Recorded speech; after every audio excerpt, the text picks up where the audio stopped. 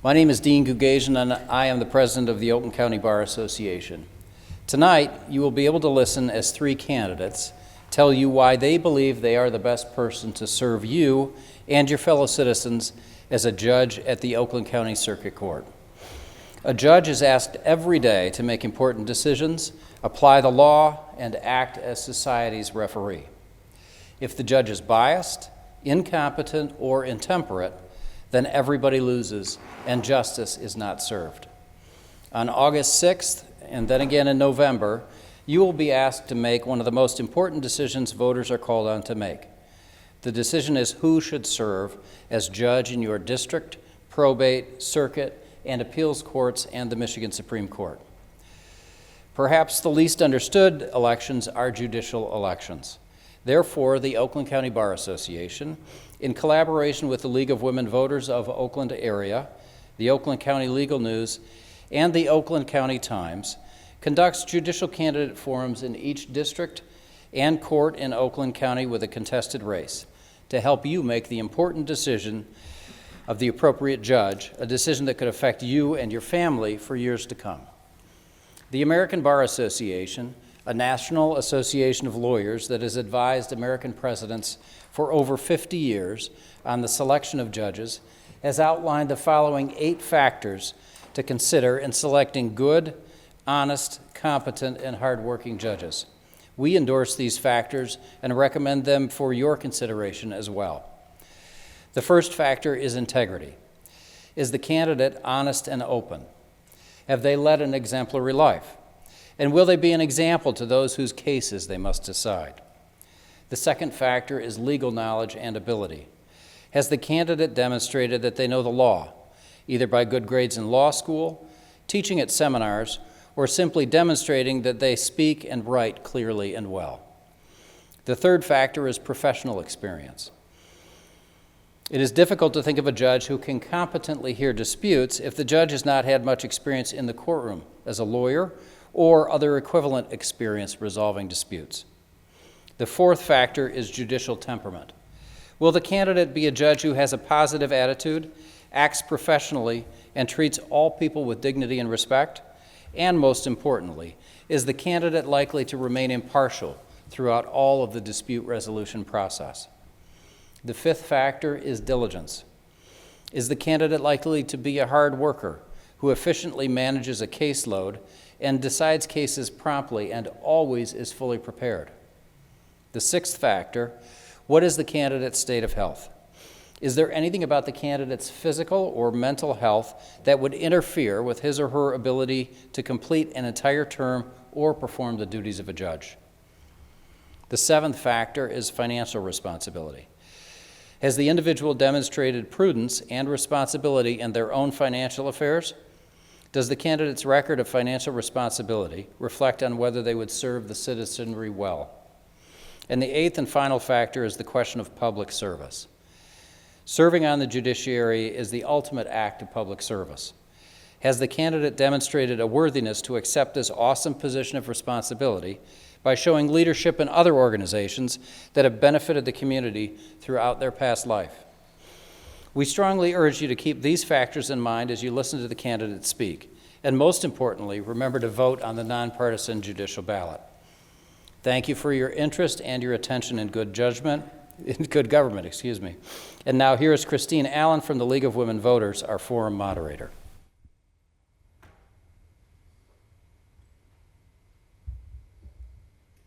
Thank you, Dean. Welcome to this forum for the Circuit Court, 6th District. Today is June 20th, 2024. This forum will be featuring the 3 candidates who have filed for Circuit Court 6th Circuit in Oakland County. There are 3 candidates. This is for a 6-year term. Sponsors of this forum are the League of Women Voters, Oakland area, the Oakland County Bar Association, OCBA, the Oakland County Legal News, the Oakland County Times, and Bloomfield Community TV. I am Christine Allen, a member of the League of Women Voters, Oakland area. The League of Women Voters is a trusted, national, nonpartisan political organization. Our members do the hands-on work to safeguard democracy. We will never endorse a candidate. We are directly involved in shaping the important issues that keep our community strong. As a League of Women Voters member, I have an opportunity to contribute in a leadership role, such as this one, that has great impact on local, state, and even national issues. If you are interested in learning about how you can make a similar impact, I would encourage you to visit our website at lwvoa.org. The League of Women Voters and the Oakland County Bar Association do not endorse any candidate or political party. The Oakland County Legal News may endorse candidates after this forum. The views expressed in this forum are those of the candidates, and the sponsors take no responsibility. The candidates in alphabetical order are Tricia Dare, Nicole Huddleson, Moneka Sanford. The format for this forum has been established by the sponsors. We ask that candidates answer the questions with their views only and do not interrupt another candidate. The candidates will be answering questions from our panelists. Tom Curvan, Editor-in-Chief of Oakland County Legal News, Joe Papillion, OCBA, and the questions submitted from the audience will be read by me. Our screeners are Jonathan Martone, Jason Puskas, and Maxine Monshine. The format is as follows. All candidates will be given 1 minute for an opening statement in alphabetical order. Closing statements will be 1 minute in reverse alphabetical order. Candidates will have 1 minute to answer each question unless determined else by the moderator. The first candidate to answer a question will be then rotated. All candidates will be allowed equal time to answer questions. Terry Benjamin will do the timing and indicate to the candidates when they have 15 seconds left and then when they must stop speaking. We will begin the 1 minute opening statements with Ms. Dare. Thank you all for being here. I have dedicated my entire professional life to serving the citizens of Oakland County and protecting the children and families here in Oakland County. As the chief of our Special Victims Unit, the chief of our Juvenile Justice Division, the chief of our Victim Services Division, and the first and only designated hate crime prosecutor in Oakland County, I have spent my career advocating for the most vulnerable individuals in the community. I have handled thousands of cases, including 14 homicides. I have tried 60 cases involving special victims, and I've handled criminal cases as well as civil cases involving personal protection orders, mental health hearings, delinquency matters, and child protection proceedings. I want to take my dedication to Oakland County, my experience, and my compassion to the other side of the bench, where I can do more good, where I can touch more people, and when I can have a greater impact as your next family court judge. Thank you. Ms. Huddleson. Thank you. Good evening, everyone, and thank you for being here. My name is Nicole Huddleson, and I am an Oakland County resident of nearly 20 years. I graduated from the University of Detroit Mercy in 2014, and I've dedicated my entire legal career to serving some of our most marginalized and under-resourced communities. I started my legal career in the Wayne County Prosecutor's Office as an assistant prosecuting attorney advocating for victims of domestic violence. I currently serve right now as the managing director at the Detroit Justice Center. DJC is a social justice nonprofit law firm, and we provide free legal services to returning citizens and court-involved individuals with the goal of simply creating more just and equitable cities. It is really important that we have judges who understand the lives of the individuals who come before them. I have a demonstrated commitment to not only public service, but also making a difference in the lives of others. And I look forward to serving as your next Oakland County Circuit Court Judge. Thank you. Thank you. Ms. Sanford. Good evening. I have dedicated my career to serving Oakland County. Before I was a lawyer, I was a social worker, and I worked for the Department of Health and Human Services, servicing people that were dealing with neglect cases. I then went back to law school. I got my Juris Doctorate, and then I came out and I began practicing here in Oakland County and have done so for 20 years. In my practice, I have done neglect cases. I have done neglect appeals. I have done juvenile delinquency cases. I have done divorce cases. I have done paternity cases. I have served as a guardian ad litem mediating high conflict parent cases, whether they were married or not. I have often, at the behest of judges, served to mediate those cases. In addition to that, I have also done criminal cases. I've done criminal on the state level, I've done the federal, I've done felonies, and I've done misdemeanors. Thank you. Thank you. We will now begin the question segment of our forum. We will begin with Mr. Papelian and a question for Ms. Dare. Thank you. My first question for all of you really pertains to what I call economics, like accounting and audits. All of your backgrounds, to varying degrees, have association with children, but all your degrees are what I call in the soft sciences, like psychology, communications, sociology. I don't see anything in the questionnaire or your background of any experience in what I, again, call economics, accounting, audits. The main issue in many of the cases that you'll be deciding in family court pertain to separation, children, and all of you have, again, in varying degrees, a background in that. And many times the parties in these cases are represented by a legal aid group, and they provide a very valuable service. But there also are going to be some hotly contested cases that you're going to hear with generally married couples with pretty high net worth. And how are you going to deal now with what I call a breakup of a marriage now in hell? And all of you have been in public service, save Ms. Sanford, who's been in the private sector for 11 years. So help us understand, how are you going to deal with these cases of a higher net worth separation when I don't see anything in your background of accounting? Well, I start, I guess. I would say this, as the chief of the Juvenile Justice Division, one of the responsibilities that I had, that I was thrown into without the person that I followed in that position was let go, so I had no formal training. I had to negotiate a $4 million contract with DHHS, the Department of Health and Human Services, and that was something that I had to do with very little help, and I managed it because one thing about me and people that know me know that if I have a task in front of me and I don't exactly know how to do it, I will learn how to do it. I will put in the time. I'm a very dedicated prosecutor, a very dedicated attorney, and I will do what I need to do to learn what I need to learn. I hope that answers that question. Okay. Ms. Huddleson? Thank you so much for the question. So I would say prior to law school, I had the benefit of serving as the branch manager at Enterprise Rent-A-Car, where I was responsible for the budget for the branch office. Also, as the managing director at the Detroit Justice Center, I also am 100% responsible for my operating budget for my department, which is the Legal Services Department. As it relates to couples who have high dollar contested divorces, I've also handled some of those cases where we've had business owners and we've had to evaluate and bring in other professionals to help us determine how to equitably split the parties' assets. And so I think the law will also kind of drive our efforts in that area, but there are also lots of other business professionals that we will be able to, and really in this case it would be the lawyers in that space who would be able to call on the professionals to help determine the split of the assets.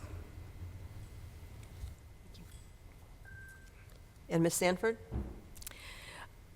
I've had opportunity to do some of the high-end divorce cases, and most times in those trials we have business evaluators who come in and break down what the net worth and assets are.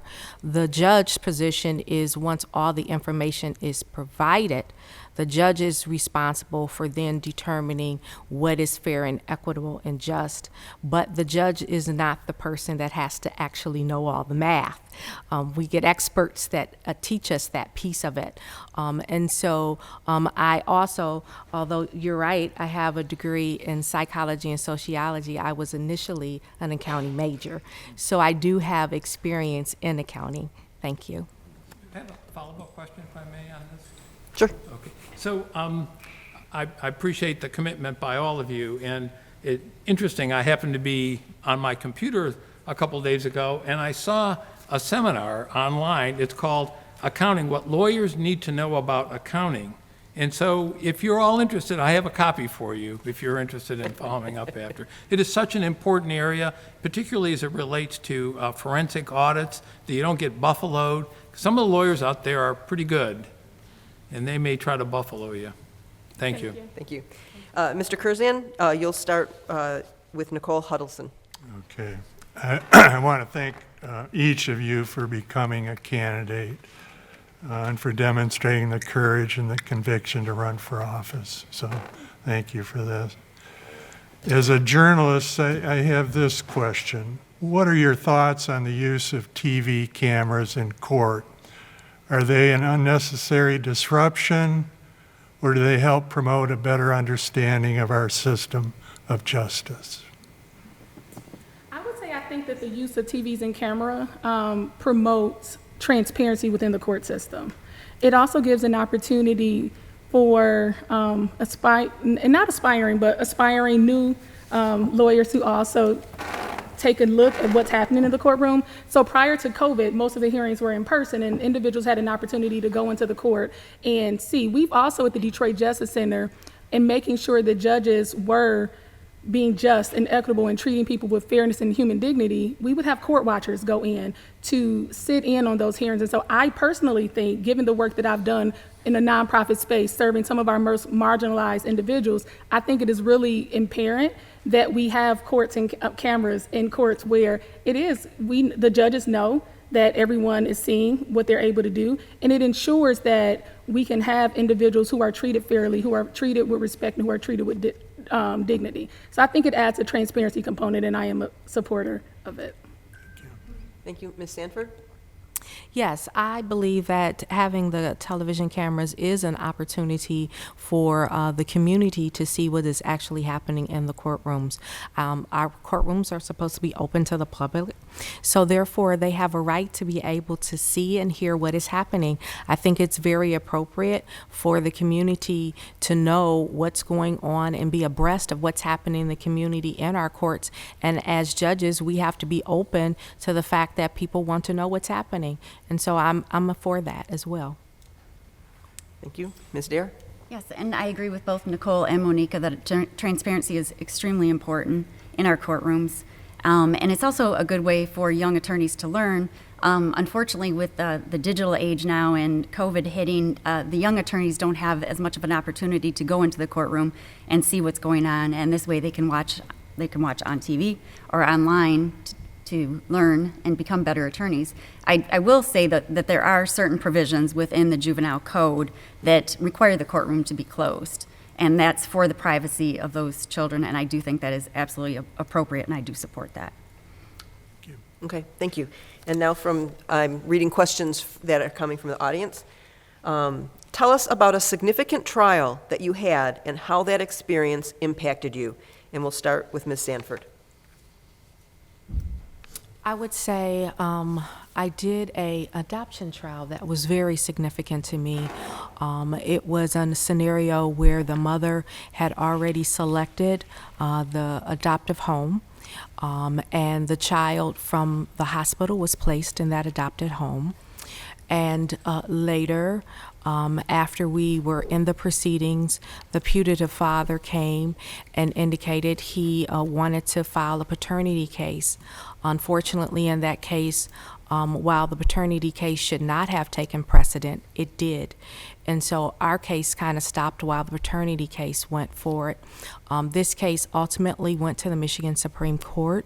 And I was the guardian ad litem in that case, and I was in the position of having to recommend whether or not I felt the child should remain with the adoptive parents or should go back to the putative father.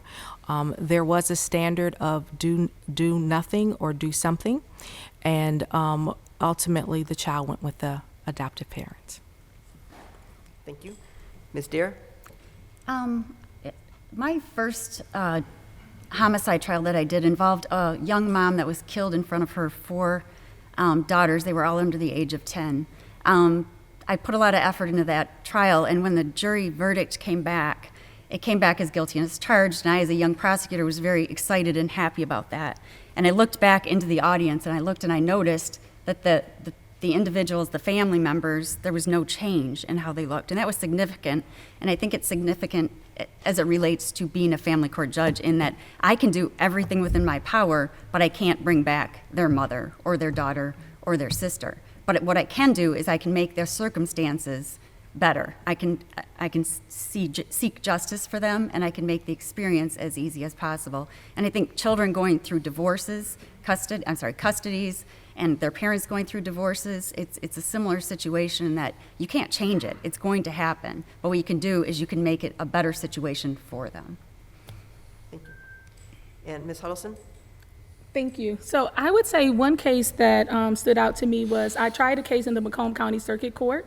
And when I got involved, we represented Mom, but she was already near the trial level. And so she was representing herself, and her husband, at the time who they were divorcing, was represented by a private attorney because he was the primary breadwinner. And when I got involved in the case, the parties had 3 children, 2 of which were Mom's biological children. Her husband had adopted the older 2 because their biological father was not in their life, and then the parties had a 3rd child together. And when I got into the case, Mom had custody of the older 2 kids, but Dad and husband had custody of the youngest child. And so we ultimately tried the case. And during the trial, Dad's position was that Mom had some mental health concerns that prohibited her from having custody of the children. However, he only wanted full custody of the youngest child, which was his biological child, and he suggested, doing direct examination, that the older 2 be placed in foster care. And ultimately, at the end of the trial, the judge awarded him full legal custody and physical custody of all the 3 children. But what was notable in that case is that Mom could not afford to order her transcripts, and she was not able to appeal that case. And so for me, it became very apparent that even at the circuit court level, judges have make decisions that have generational impact. And in that case, that family was separated, and those children were sent to a home to live with a father who was legally their father, but he did not want them, and in fact suggested that they go to foster care. And that Mom had no remedy because she could not afford to order her court transcripts. Thank you. Next question from Mr. Curvan, and we'll start with Ms. Dare. What inspired you to become a judicial candidate? What inspired me was that I spend so much of my time and energy at work helping people navigate the most traumatic situations, usually, in their lives, whether it's sexual abuse, whether it's escaping an abusive spouse, whether it's a hate crime that we're dealing with. But my job as a prosecutor right now is that I go to court, I help these people get through those situations. And I truly feel that as a judge, I can do the same thing with people that come into the courtroom. When you go into the courtroom, you're not going into the courtroom because you're dealing with something typically that's a really happy situation, unless you're adopting or getting married. It's usually something that's a very difficult situation. So to have someone there that's compassionate, that can make it an easier process for you, regardless of whether you're a victim, you're accused of a crime, you're going through a divorce, there's custody issues, whatever the situation. I just feel like I have a gift for doing that for people, and that would be that I would make a very good family court judge because of that. Thank you. Ms. Huddleston? Thank you. So as I mentioned in my opening, I've been practicing law for a decade, and I've dedicated my entire legal career to serving some of our most vulnerable individuals, and primarily in the family court space.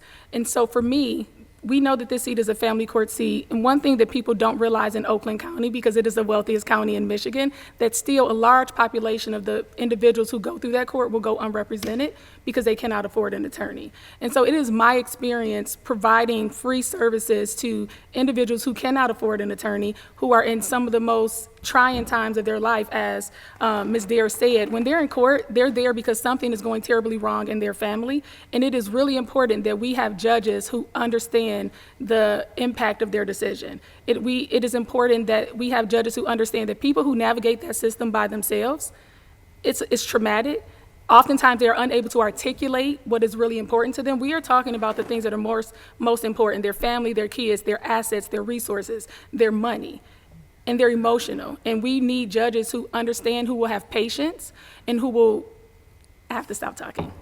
Okay, Thank you. So it is important that we have judges who have patience and who will treat individuals with human dignity and respect, and who understand that their decision will not only impact the two individuals before them, but their kids, their families, communities as a large, for generations to come. Okay, thank you. Ms. Sanford. As this being a family law seat, I think one of the things that's important is many times when you're dealing with abuse and neglect cases, you're dealing with divorce cases, custody matters, juvenile delinquencies, it is important to be able to understand what's going on within the family dynamics. As me having a master's in social work and having the privilege of serving as a social worker with the Department of Health and Human Services, I have learned how to deal with difficult clients, difficult situations, high adversities, and walk my clients through those successfully.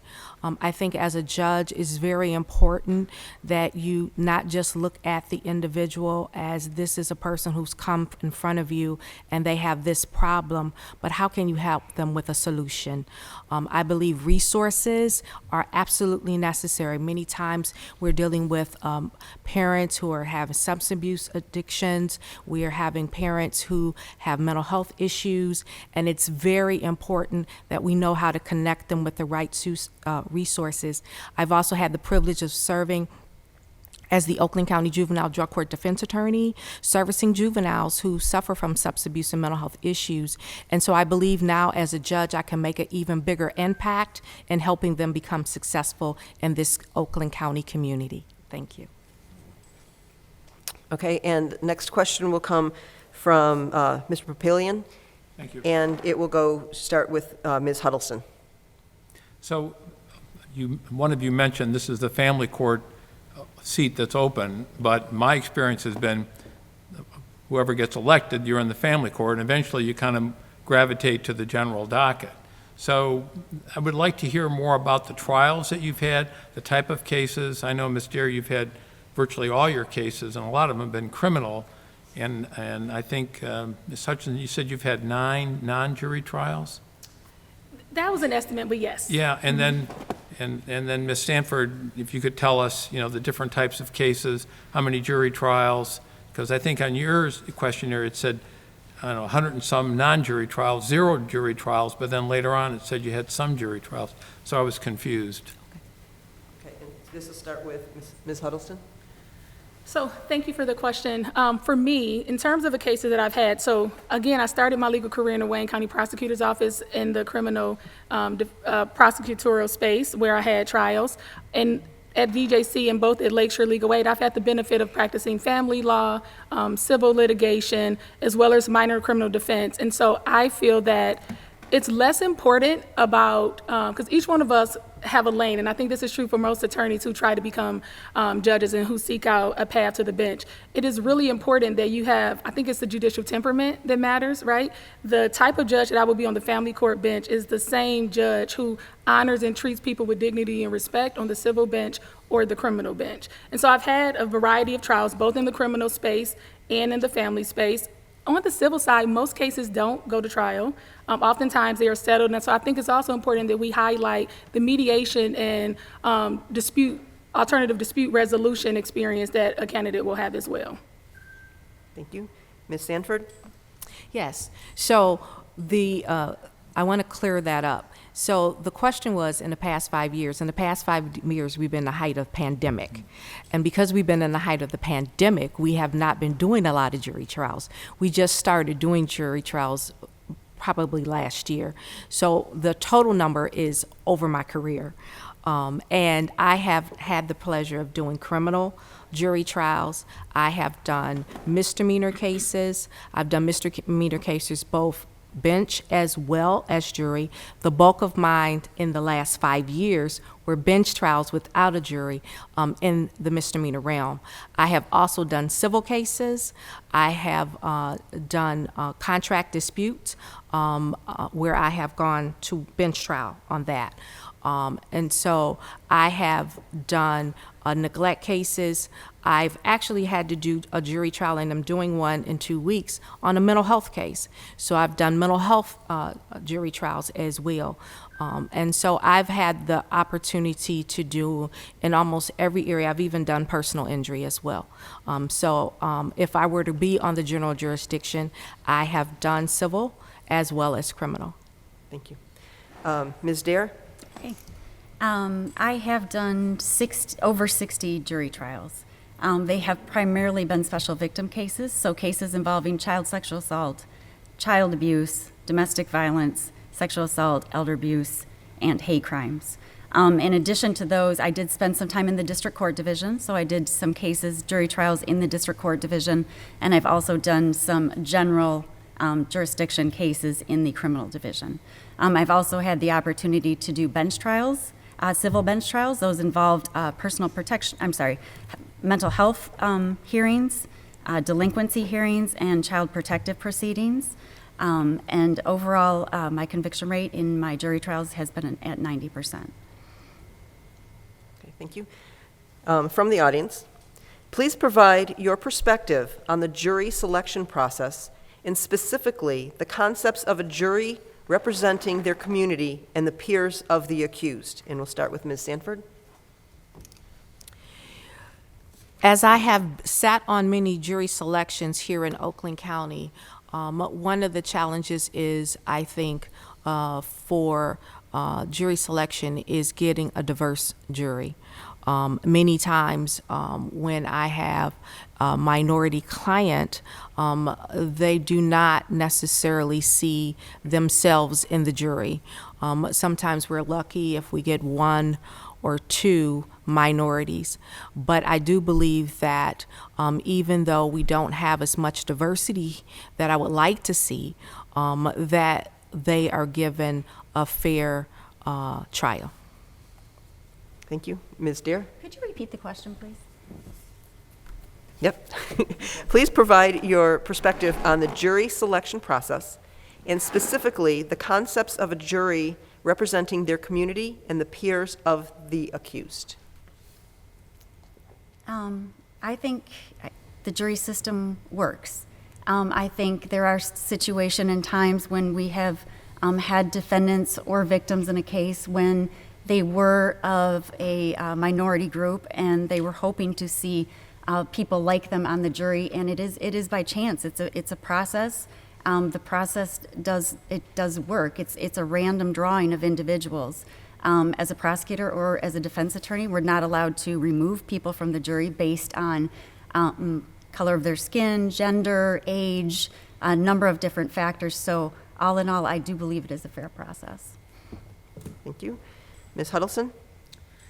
I would say I think that jury trials are important. One, it promotes an opportunity for an unbiased process, but I think one thing that is important to note in terms of having a jury of your peers, and this is from my nonprofit and legal services space, is that oftentimes individuals from marginalized communities who are disproportionately Black or brown cannot afford to serve as jurors because they cannot afford to take that time off work. And so I do think that while it is important to have juries, I think that oftentimes it is not always as equitable because oftentimes Black and brown defendants do not have the opportunity of having a jury of their peers. Thank you. And the next question will be from Mr. Papelian, and we'll start with Tricia Dare. Ms. Dare.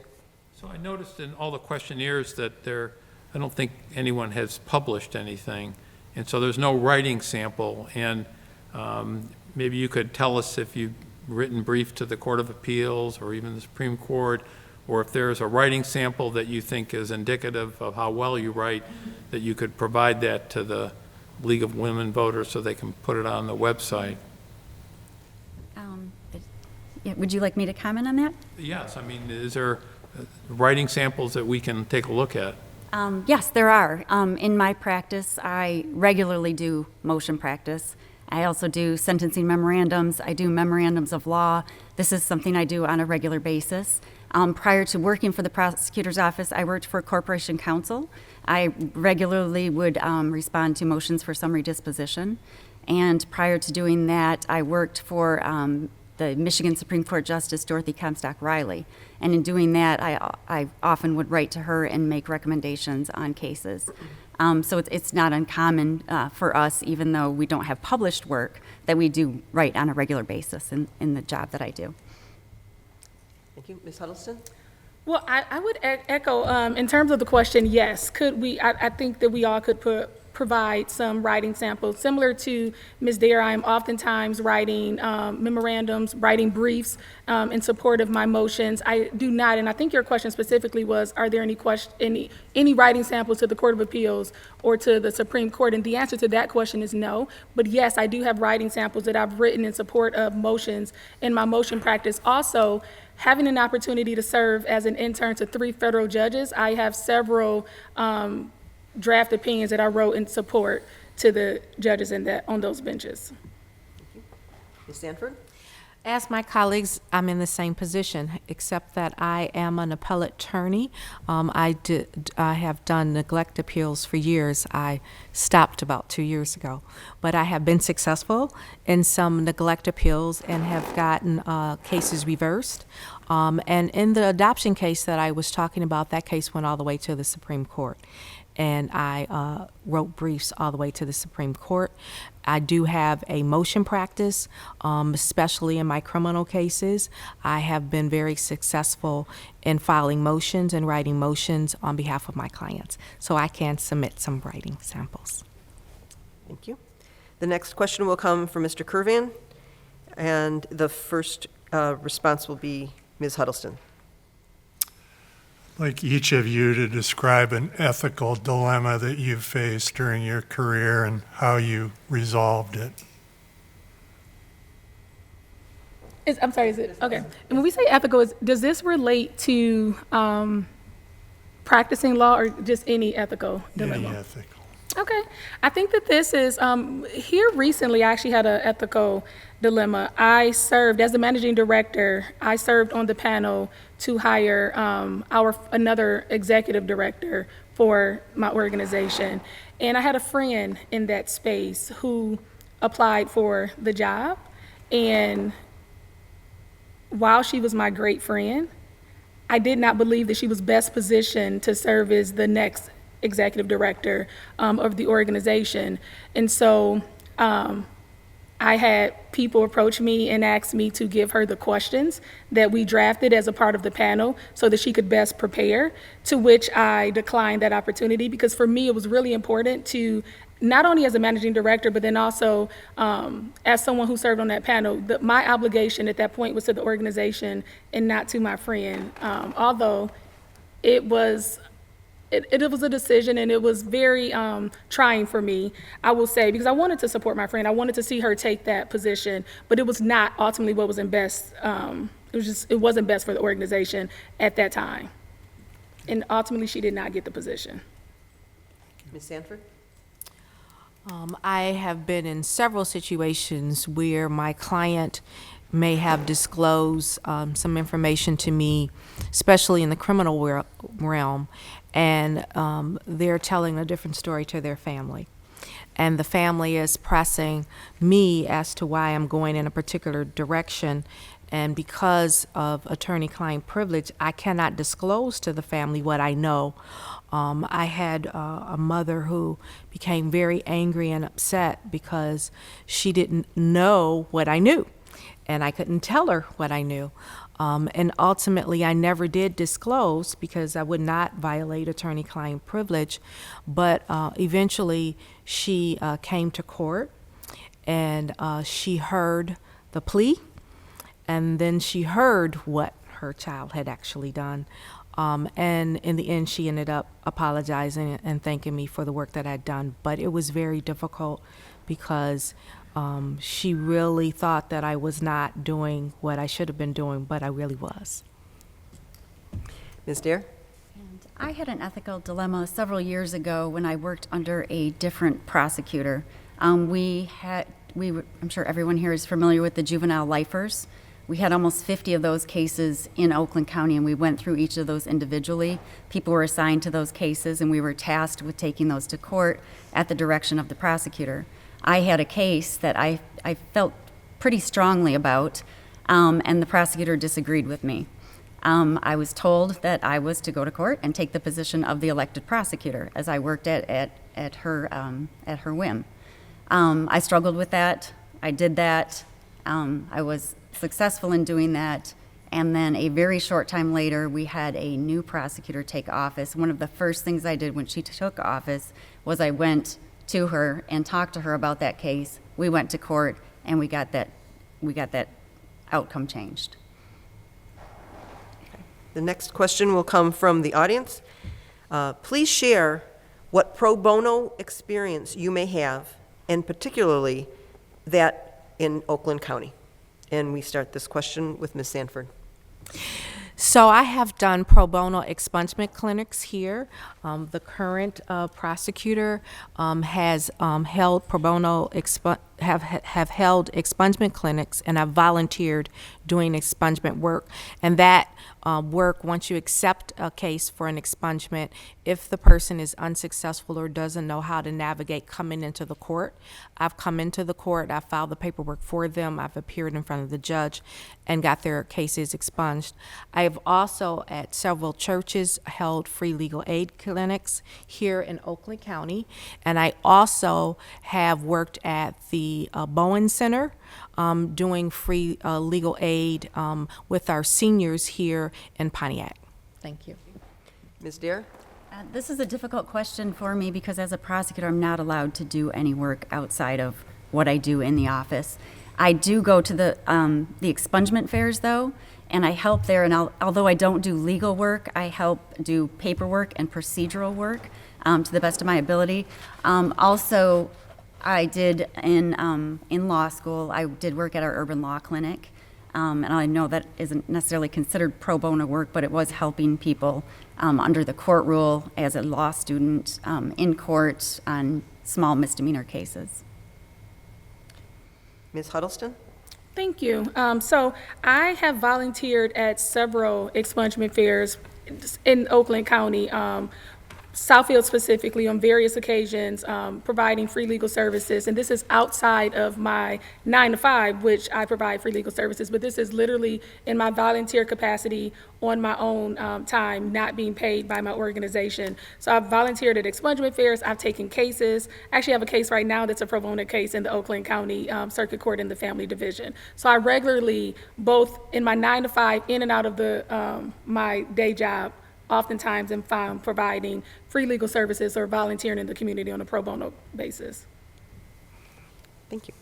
The next question will come from Mr. Curvan, and Ms. Dare will be the first respondent. Just want to ask again, all of you, what will be your approach in dealing with highly publicized, controversial cases? My approach will be to similar to, I'm thinking right now, as soon as you said that, I was thinking of the Crumbly case and how that was handled. And I think I would handle the situation similarly to that. I would allow the media to have access to my courtroom. I would make sure that it was in a controlled environment and it wasn't disruptive to the proceedings that were taking place. But it's important for the public to know what's going on, and I wouldn't do anything to prevent that. But I also would like things to run smoothly in the courtroom and have it not be disruptive. Thank you. Ms. Huddleston? I agree. I also believe in, again, transparency. I think this goes back to our first question. So if I were to handle a highly publicized case, it would be important for me, one, that there's transparency that's happening in that hearing to the extent if media needed to come in. Also remaining human dignity when talking about a public case. I think it is really important to not overshare any facts that don't necessarily need to be shared with the public, while also promoting transparency. Ms. Sanford? I too believe that it is important on a high profile case to allow the media to come in, but I also believe that it's important that the courtroom has integrity and that is ran with integrity. And so while I would have no objection to the media coming in, I would also want to make sure that Every witness, every person that came in was treated with dignity and respect. And especially if we had our young people, our children testifying, we want them to feel safe and comfortable. And so I would want to make sure that I found the balance of allowing the media to come in and there be openness and transparency, but also that our witnesses, our victims, are treated with dignity and respect as well. Thank you. The next question will be from Mr. Papelian. Thank you. Having been in private practice for a little while, court efficiency is a real stickler with me, and many of you have probably been in front of different judges who are very efficient and some who are not. When I was, this is many years ago, you could set your watch to when Judge Zim started his court. Absolutely, 9 o'clock. In fact, his claim to fame was having 3 juries out at the same time. So help us understand about court efficiency, understanding that the client is paying for all this time that a lawyer is just waiting. And, Ms. Huddleston? Can you repeat the end of the question? Well, I'm just looking, what would you do to ensure that the court runs efficiently, the court starts on time? Mm-hmm. Thank you. So I agree, and I believe that efficiency is really important. Again, from the perspective, and this happened a lot pre-COVID, oftentimes we would say court was hurry up and wait. And oftentimes, because I have always been in the nonprofit space where I am not charging an hourly fee, I sometimes would sit in those courtrooms and I would calculate how much other people may be paying their attorneys to show up at a hearing where they sit and wait for 3 hours only to be in front of the judge for 5 minutes. And so I think it is important that it is efficient. I think it's important for the litigants that we're talking about either them paying court fees or we're talking about individuals taking time off of work. And so for me, to the extent possible, it will be prioritized that my courtroom will be ran efficient. And I don't know to the extent, because I've never been a judge, what's possible in terms of staggering cases. I know I've suggested it as an attorney. I don't know if it's possible to have certain cases start at 8, certain cases start at 9. Oftentimes what I find with some judges is that everyone shows up at 8:30 and we're just waiting for your case to be called, which could take multiple hours. Ms. Sanford? Here in Oakland County, one of the things that I've liked that has evolved since the pandemic, especially those that are Zoom cases, we stagger cases. And I think that it's way more effective when you're able to stagger the cases based upon how much time you think each case is going to take, and it cuts down the waiting time. And I've seen that both on the family side and the criminal side.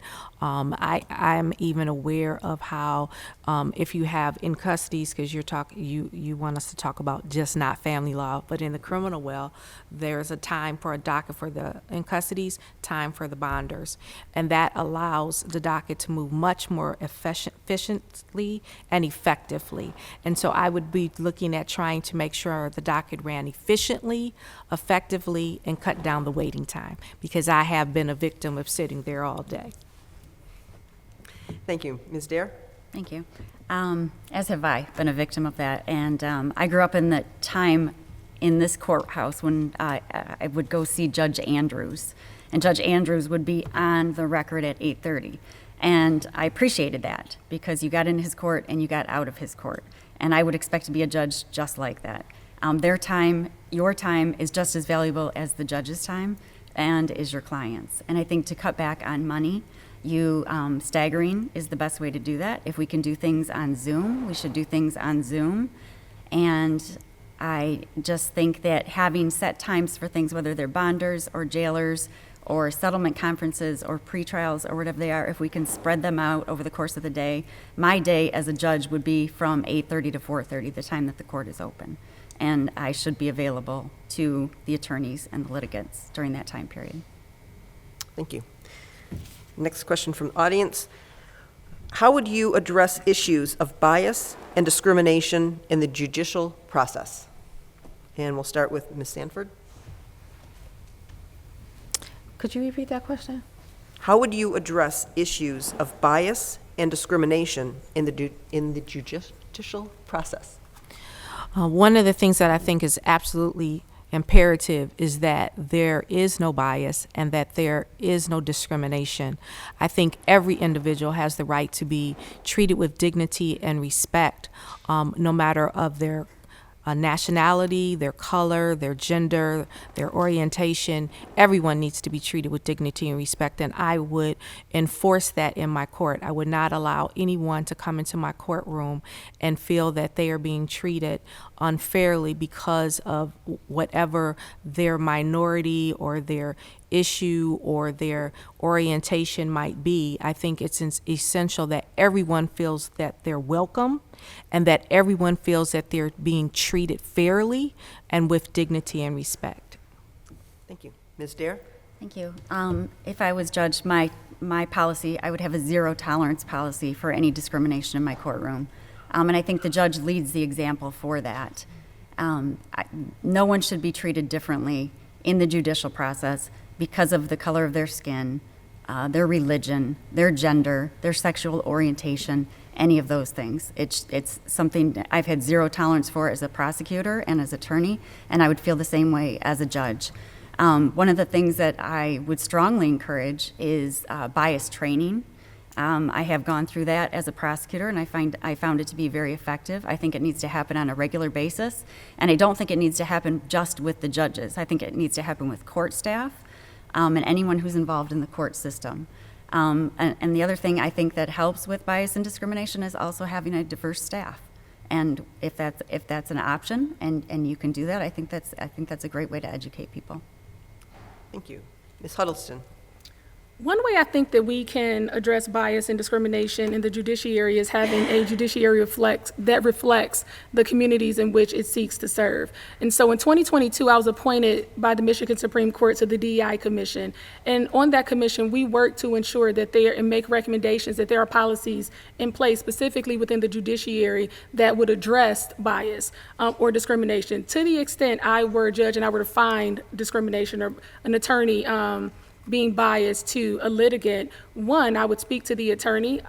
There would absolutely be no room for bias or discrimination in my courtroom. And to the extent if that attorney continued to be a repeat offender, then I would make recommendations or, make a call to the grievance department. But I think it's really important that we be proactive and implement systems and processes that help us eliminate the opportunity for bias and discrimination in the judiciary.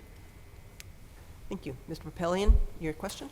So I wanted to follow up, Ms. Dare, you mentioned about Judge Andrews, and I've been in front of him too, but he was incredibly well prepared before a motion hearings, and he, I think the way I would word it, had a low tolerance for ineptness. So would you also practice the way Judge Andrews did, or would you see something different, any of you? I don't know, Ms. Hutchinson, if you've been in front of Judge Andrews, you may be too young. I have not been in front of Judge Andrews. And we're starting with Ms. Dare? Okay, so I really appreciated Judge Andrews, and he was I was a young prosecutor in front of him, and I learned so much. What I loved about him is he was always prepared. He expected you to be as prepared or more prepared, and I learned a lot that way. If you made an objection in his courtroom, you better be able to back it.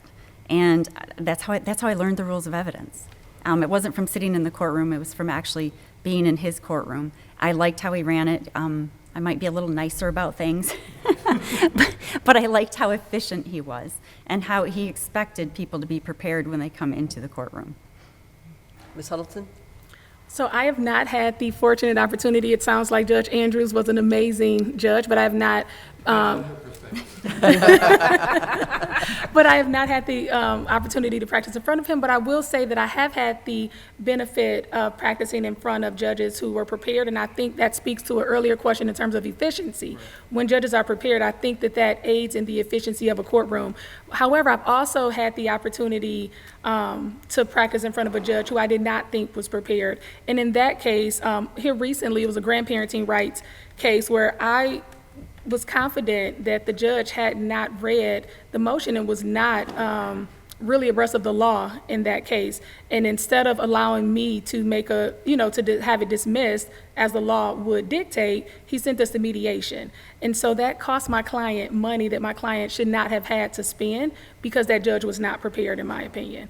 And so I think that it is really important that we have judges that are prepared, judges that take the time to read the motions, refresh themselves on the law if needed before that hearing so that they can run their courtroom efficiently and that the clients and the litigants in that case do not suffer. Ms. Sanford? Well, I've had the privilege of being in front of Judge Andrews, and I would say that he did run a well-oiled machine. Everything was in order. The one thing that I would do differently is I don't think that I want my people that come in front of me, whether there's lawyers, whether there are defendants, to be terrified because they're coming in there. I remember an incident where my client was taking the bus, and it was, if he doesn't get here by this time, a bench warrant is going to be issued. I jumped in my car, I ran down to the Phoenix Center, I picked up my client, and we drove back very quickly, and we ran in the door, and he was like, "Miss Sanford, I was about to," and I'm like, "No, we're here. I believe that you can be efficient, but I also believe that you can be nice. Thank you. The next question will come from Mr. Curvan, and it will be starting with Ms. Huddleson. I want to piggyback a little bit on what my colleague asked a minute ago. I want to hear about each of your legal mentors and how they influenced your career. So I will start, and I think it was my turn anyway, but I think I've had several, but one legal mentor that I would speak to is Judge Victoria Roberts. She served on the federal, Eastern District federal bench, and I had an opportunity to intern for her the summer after my 1L year in law school. And the way in which she presided over her cases, really, it kind of gave me my first look into my personal judicial philosophy. Judge Roberts was not afraid to make a decision that was not popular. She was fair, she was firm, she was always prepared, very efficient, and her mentorship, I had the fortunate opportunity to have breakfast with her last week, and it has continued to shape not only how I practice law, but how I will serve as a judge. Thank you. Ms. Sanford? So mine was Chief Judge Joan Young at the time. When I was a social worker, I appeared in front of her, and one of the things I loved about her is sometimes as a social worker, there might have been an issue that just developed and I didn't have a written report. And I could say, "Judge, I don't have a written report, I'll get it to you, but this is what is going on." And so when I went back to law school, Judge Young was so kind to allow me to intern with her. She allowed me to learn the inner workings of the court. She allowed me to write memos from her cases, and while she was stern, I always felt she was fair, and she wasn't afraid to take a risk in order to help a family. And she would let them do some extraordinary things or unusual things in order to try to do what was in the best interest of the families that came in front of her. And I respected her for that because she didn't allow, whether it may be the prosecutor or the defense, if she thought something was the best thing, she would try that in order to help the family. And that made a big impression on me. Ms. Dare? And ironically, my legal mentors is in this room right now. It's Judge Gorsica. And for those of you that don't know, Judge Gorsica used to be at the prosecutor's office, and she actually used to be in charge of the domestic violence unit. I came under her supervision as a young prosecutor, and she always believed in people. She taught people, she built them up, she gave them confidence. I've watched her in the courtroom now, and she does that with children that come before her. She really tries to get to know people, and she tries to take people's best characteristics and just exploit them. And it's a wonderful thing. She always tries to do what's right. And when I'm practicing, when I'm out in life, I try to mimic what she does. She has such a positivity. And sometimes she does things that aren't necessarily popular, but she always does what she believes is right. And I have a lot of respect for her because of that, and appreciation. Thank you. The next question from the audience. Recognizing that you each have personal political opinions, beliefs, or affiliations. How will you strive to separate those from your professional responsibilities and duties as a circuit court judge? And this first question will go to Ms. Sanford. I do that already. Many times, my personal beliefs or my personal thoughts or affiliations might be in conflict with whom am I representing. And they may have a very different way of thinking or conducting themselves.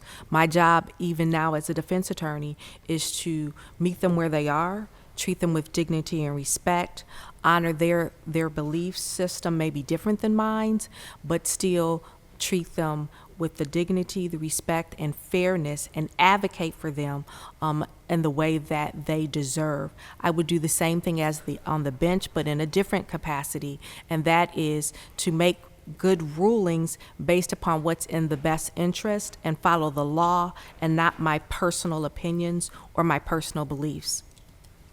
Ms. Dare? Same thing. I may have personal beliefs or philosophies that are very different from what the law is or what someone else's opinion is, but as a judge, it doesn't matter what my opinion is. It doesn't matter how I feel about something at all. The law is what the law is, and it's my job to apply the law to the facts and the circumstances in front of me. And in the family court situation, it's always to do what's in the best interest of the child. If I ever get to a point where I don't feel, because of my own personal philosophies, that I can follow the law, then I need to step down. I shouldn't be a judge, because it's a judge's job to follow the law. And that is, I feel very strongly about that. Ms. Huddleson? Can you repeat the question for me, Sure. please?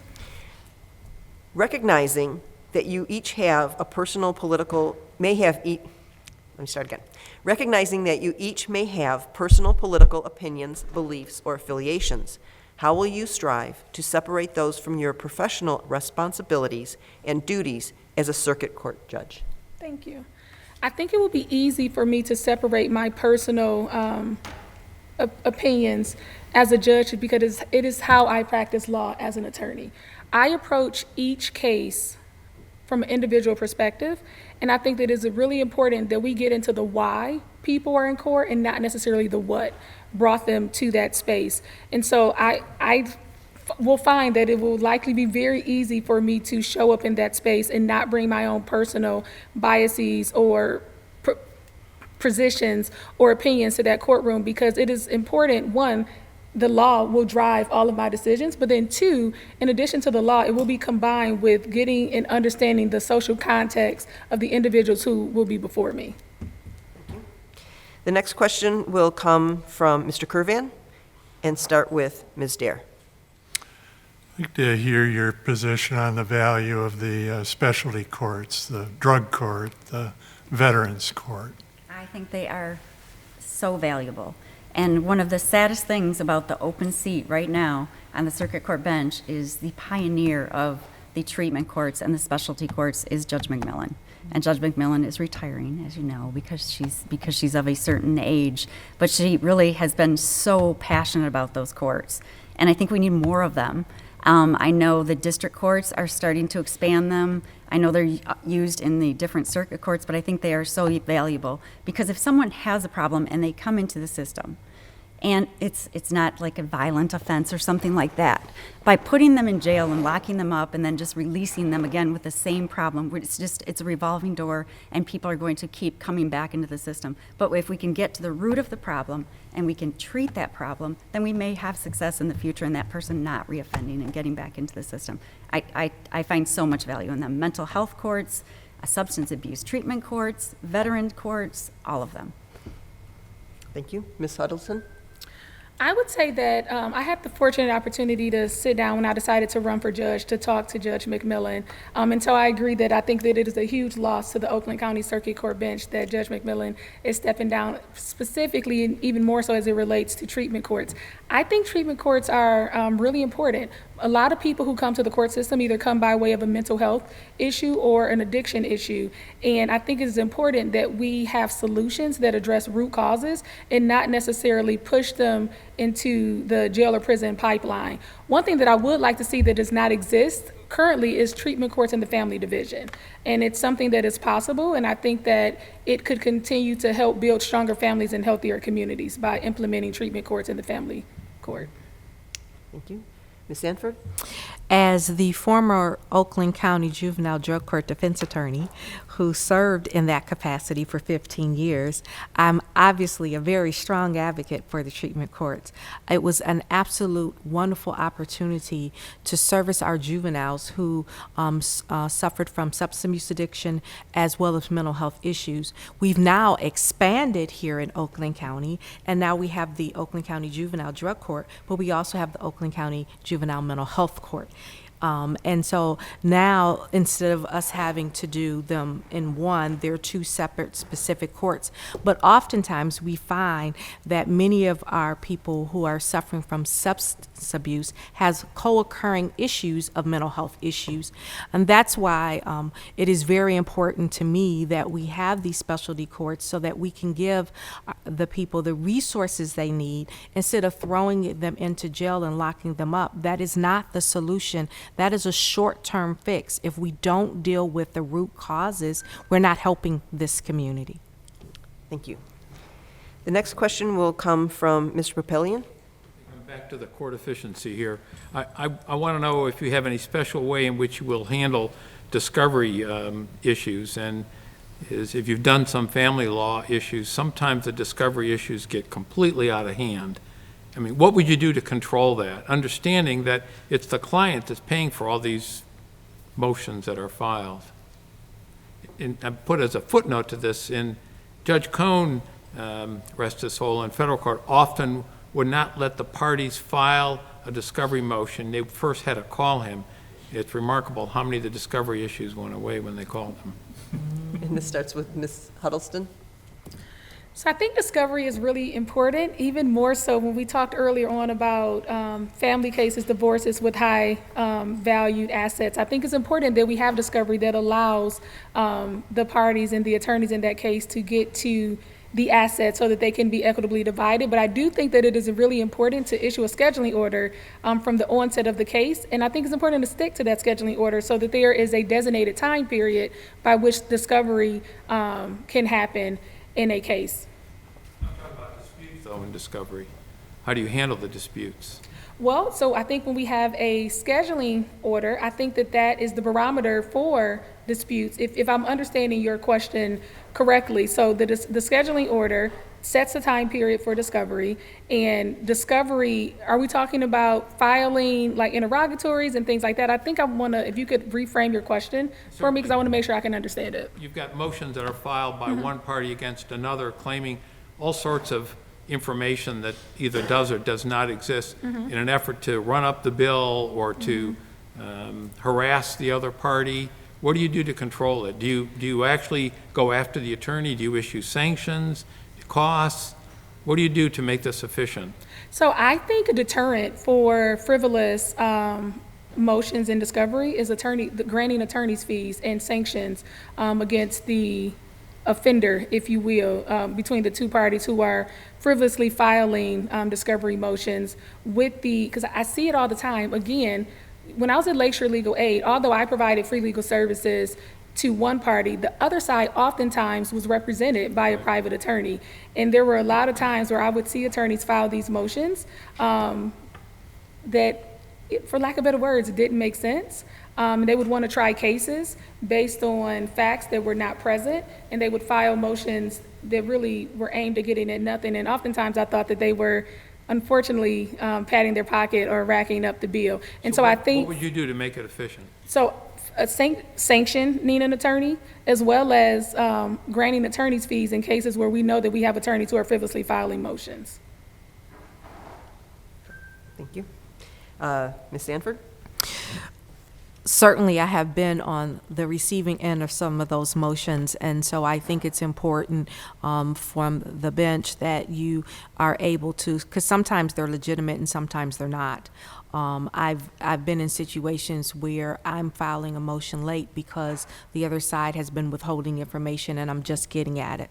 I think you have to know and really kind of be very succinct in understanding what's happening in your cases that are in front of you and whether or not this is frivolous or whether or not this is justified. And if it's frivolous, then unless you do some form of a sanction, those type of attorneys who are known for this, and we all know those in our groups, they'll continue to do it. So I do believe sanctions are appropriate, and attorney fees.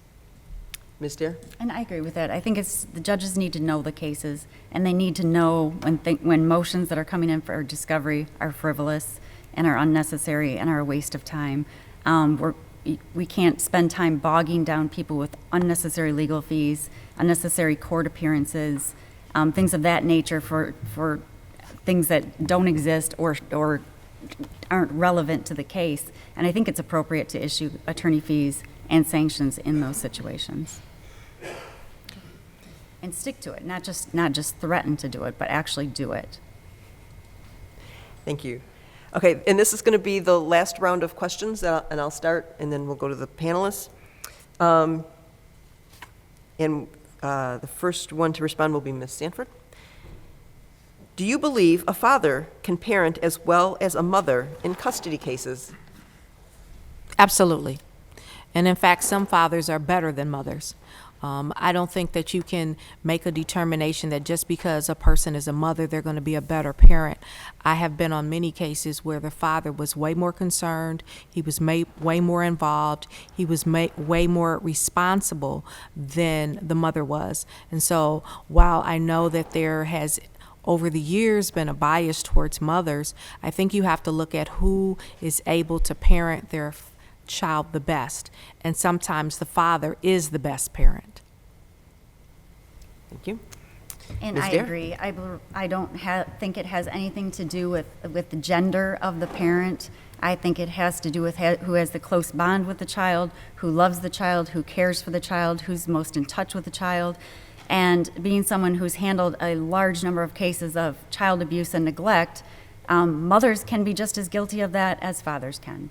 When it comes to physical abuse, when it comes to actual neglect, when it comes to sexual assault, it can be just as much with a mother as it can be with a father. And I think it's very important to look at each individual case and not predetermine things. This is not 1950s. We should be looking at them evenly, and then we should go from there. Ms. Huddleston? So I think that fathers can be great parents. In fact, at the Detroit Justice Center, we have a partnership with an organization called FARM, Family Assistance Renaissance Men, and all of our clients that we receive from them, because they help Black and brown fathers, are men. And it is a false narrative that fathers are not present in their kids' lives. It is a false narrative that fathers don't want to spend time. I have helped countless fathers obtain custody, parenting time for their kids. I have fathers who want to pay child support. I think that the notion that only the mom can be the best parent or a good parent is a bias that I've unfortunately seen some jurors present with, but I think that it is very dangerous to have that perspective. Ultimately, what needs to happen when dealing with a custody or parenting time case is that we are looking at the best interest factors, and we are looking at those factors and at the facts of the case to determine what's in the best interest of the child. Because there are a lot of times, and here in fact, I tried a case in Oakland County not too long ago where the father who I was representing, we were trying for custody because he did not believe that mom, it was best position for the child or in the child's best interest for mom to have custody, and we won that trial. Sorry. And so the next question, this is going to be your last question, make it a good one. Mr. Papillion? So we talked a little bit about different reputations, like Judge Andrews and all. So tell us, what's the reputation that you want to establish if you were elected as judge in Oakland County? We'll start with Ms. Dare. Well, I will say the reputation that I have now is I would say that I am probably a very prepared, very hardworking prosecutor who really, when I'm involved in a case, I give it everything I have and then some. And I think that's the reputation I have right now.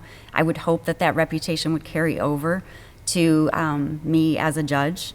I know that I will continue to work hard because that's just who I am. I can't imagine ever having a 9-to-5 job. I never have, and I can't imagine ever having that.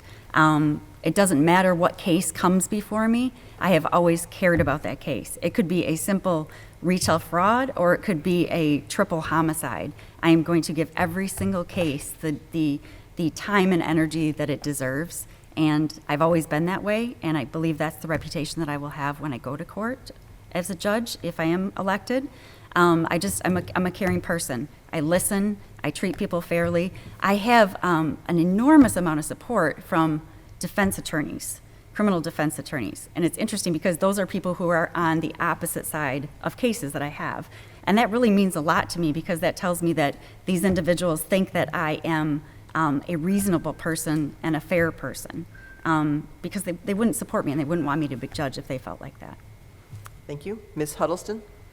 I would say that similar to the reputation that I have now, but as a judge, I would hope to be viewed as someone who has a heart for people, who has a heart for building stronger families and communities, someone who has a heart for improving lives, someone who's efficient, always prepared, fair, hardworking, zealous, just to name a few.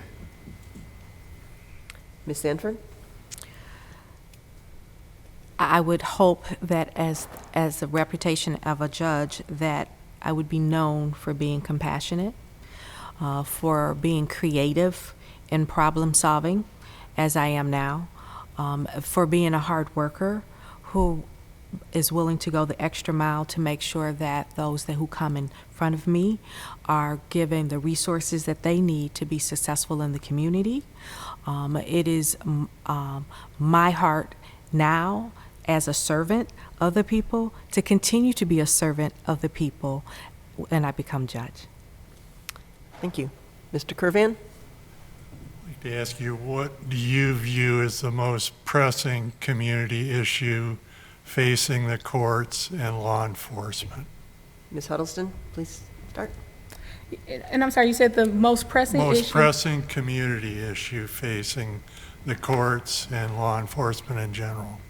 I would say one of the most pressing issues facing the courts and law enforcement is distrust. I think that oftentimes there is a lack of trust in the judiciary and a lack of trust in law enforcement.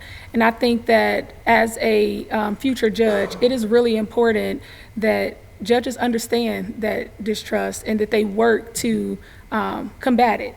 And I think that that is through transparency measures. I think that that is through being efficient, being prepared, being hardworking, being a judge who's committed to understanding the why and not just the what, treating people with fairness. The reality is every time someone's in court, there are two parties, and oftentimes they want two opposite things. And so not everyone will leave that courtroom happy, but will they feel that they were heard? Will they feel that they were treated fairly? Will they feel that they were treated with respect? There's a power imbalance when you walk into court, from the position of the judges where the judges sit to the black robe. And I think it is incumbent upon judges to understand that imbalance and be intentional about working against it. Thank you. Ms. Sanford? One of the things that I think is a pressing issue that we are dealing with is that there's a mental health epidemic. And unfortunately, many of our people who are mentally ill are coming into the system at rapid numbers because of the prior things that have happened, that we've lost a lot of mental health services. And I think it's important to be able to address the mental health issues that are coming in, whether it be through the family courts, whether it be through the criminal courts, whether it be through the probate courts. We're just seeing it an all-time high of people who are coming in with mental health issues. And I think it's important for us to get creative in providing the necessary resources to meet the needs of those who are coming in. And the answer always is not, I'm gonna lock you up. It's, let's get you into the right vein of resources that can help you become productive. And we know that it's a vicious cycle, but we have to develop more resources for our people who are mentally ill and becoming homeless. Thank you. Ms. Dare? And I do agree with Moneka that that is a pressing issue, but I also feel as if another pressing issue is just equal access to justice. There is definitely still a huge disparity in the courtroom with people that have money and people that don't have money. And although things are getting better in Oakland County, We are funneling money into our appointed system. It's still an issue. And it's just not fair that because you can afford to pay an attorney a lot more money, that you get different treatment. And occasionally you might get different treatment by judges, you might get different treatment by prosecutors. I would hate to see that, and I hope that that doesn't exist, but it may exist. But also being able to appear multiple times, being able to file more motions, being able to do things that you might not necessarily be able to do if you have an appointed attorney or if you have free legal counsel in a matter. The way that we can combat that is by funneling more resources into our appointed attorneys or our legal clinics, things of that nature, and judges taking the time and being patient with people who may be unrepresented. Thank you. That concludes the time for questions. The candidates will now be given 1 minute to make a closing statement in the reverse order of opening statements, beginning with Ms. Sanford. My closing statement would be this. As a person who is running for judge, I really think it's important to be able to treat everyone who comes in front of me with dignity and respect.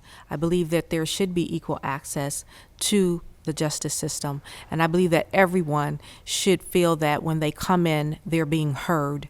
Many times people come in and they feel that they're not being heard. I want anyone that comes in front of me to know that I'm hearing them, that I'm trying to work on their behalf as much as I'm able to give them the resources that they need so that they can be successful in the community.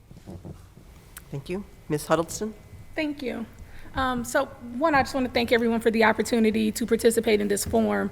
I will say this, having provided free legal services to thousands of individuals over the last decade, I've truly seen firsthand the challenges that people face within our legal system.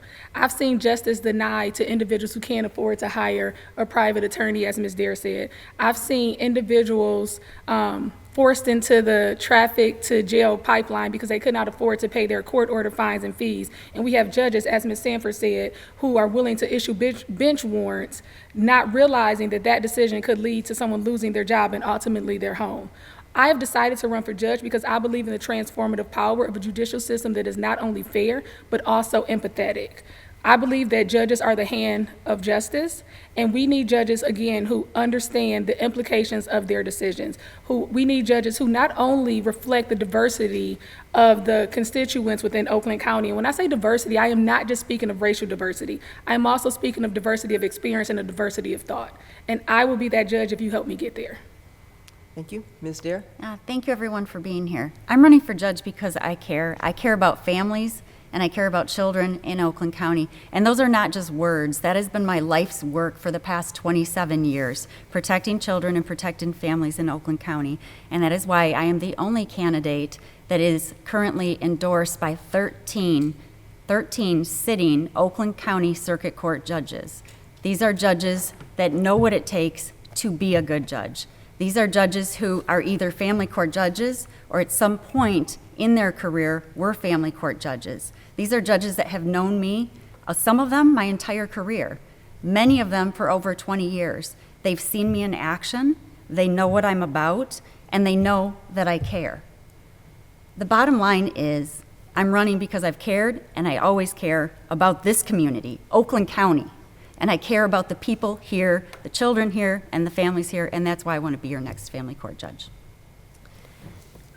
The sponsors would like to thank the candidates for their participation. For further nonpartisan information on these candidates, check the league website for our voter guide, lwvoa.org, or connect with vote411.com. When known, rebroadcast times of this forum will be on the LWVOA and the OCBA websites. Oops, turn the page. Sorry. The League of Women Voters is funded by contributions from concerned citizens and businesses. Our membership is open to men and women over the age of 16. Remember to vote on August 6th. Democracy is not a spectator sport. Thank you, everyone.